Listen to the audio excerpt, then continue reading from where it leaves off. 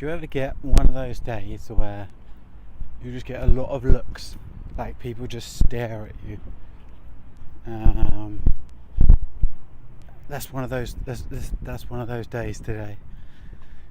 Now, I think potentially it is because I am still wearing shorts, and it can't be more than 10 degrees. Can't be more than 8 degrees, something like that. I don't know. But still, if you see someone wearing shorts, you don't have to stare at them. I smile at these people and there's nothing back. Sometimes there's a smile back, but yeah, it just does make you think. So, like, whilst I'm on this video now, I'm looking if I've got anything on my face.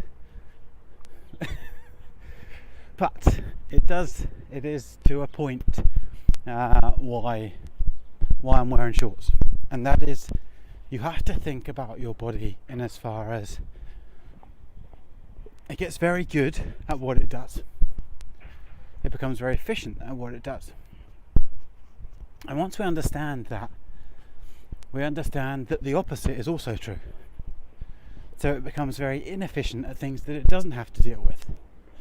And because we now go, as we go into winter, what happens is we go from probably a heated house to a preheated car to a heated office, back to that heated car, back to that heated house. And therefore we become very inefficient and very bad at regulating our own temperature. And have you ever thought about it? Because so I see people when I'm out walking now that are wrapped up in big winter jackets and a scarf on and stuff like that. Some people with a hat on. And I'm thinking, it's between 5 and 10 degrees and you've got your winter gear on. What happens when it decreases another 20 degrees, 25 degrees come midwinter? Are you just going to put more and more layers on? At some stage we have to realise that unless you expose yourself to stresses, what are called hormetic stressors, you won't be able to do it. You won't be able to become efficient in that. And so when I left the house this morning, it was, I think, 5.5 or 6 degrees, and I still wore shorts because that was my choice, because I want my body to be able to cope with changes in temperature. It's the same reason I use the sauna, 4 times a week if I can, 4 or 5 times a week if I can, because I want my body to be able to deal with changes in temperature.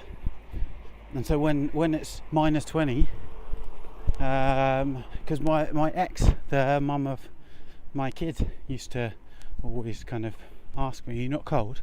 I'm like, "No, I'm not," because I've always been out when it's cold. Now there are some with poor blood circulation or whatever, which can, of course, affect your ability to self-regulate temperature. Absolutely. But that's why, again, that's one of the benefits of using the red light, is that it helps promote microcirculation in specific areas. It helps people with circulation issues. It's really good if you've got diabetic circulation issues, and I use that every day, so that's also got to be of benefit come winter time when I'm trying to keep warm. So yet another benefit for red light therapy. Whoops. But it's the same thing if you think about it. When you go for a run, and that first run is really difficult, and then 6 weeks later you've been for 3 or 4 runs a week, and all of a sudden that first run that you do the same one, and it's so much easier. Why? Because your body adapted to that stress, and it made itself much more efficient. It made itself stronger. So the same thing happens when you lift weights. The same thing happens if you expose yourself to cold and hot. You become much more efficient. Now, one of the downsides about using the sauna 4 or 5 times a week is that you become very efficient at sweating. Very, very efficient at sweating, and so that could be a downside. because it means that as soon as it gets warm, or you exert yourself and you create heat, you start to sweat. Now, the constituent parts of that sweat are slightly different for me compared to someone else, because I am more efficient at sweating. So I sweat more water as opposed to electrolyte salts, because I can give away more water. I can give away more water than I can do salts. So your body starts to adapt and give away more salt, give away more water than just salt. But the other great thing about activating heat shock proteins is that the more you activate those, the better you become, or the more efficient you become about dealing with all type stress. You heard that right. So if you have kind of hormetic stressors, short-term exposures to cold and hot, then you activate heat shock proteins. Now, the more efficient you get with heat shock proteins, the more they are activated, the better you can deal with any type of stress, whether we're talking about psychological stress, physical stress, emotional stress, etc., etc.